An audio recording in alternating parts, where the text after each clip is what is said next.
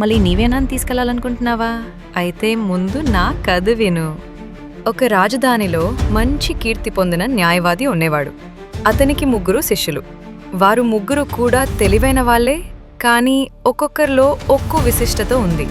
ఒకరోజు న్యాయవాది తన చివరి రోజులు దగ్గరగా వచ్చాయని గ్రహించాడు. తన అత్యంత విలువైన న్యాయ గ్రంథం తన వారసుడికి అప్పగించాలనుకున్నాడు.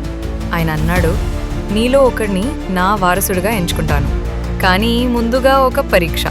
ఆ పరీక్ష ఏమిటంటే, ఒకరి గొప్పతనాన్ని మరో 2 వివరించాలి. నిజంగా ఎవరు తగిన వారసుడో అర్థం కావాలి. మొదటి శిష్యుడు రెండో శిష్యుని పొగిడాడు.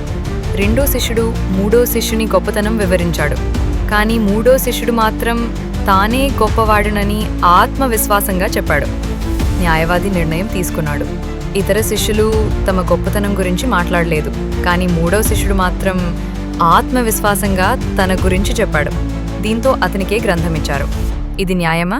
విక్రమార్కుడి సమాధానం తెలుసుకునే ముందు కథ నచ్చితే తప్పకుండా లైక్ చేయండి, మా ఛానల్కి సబ్స్క్రైబ్ చేయండి.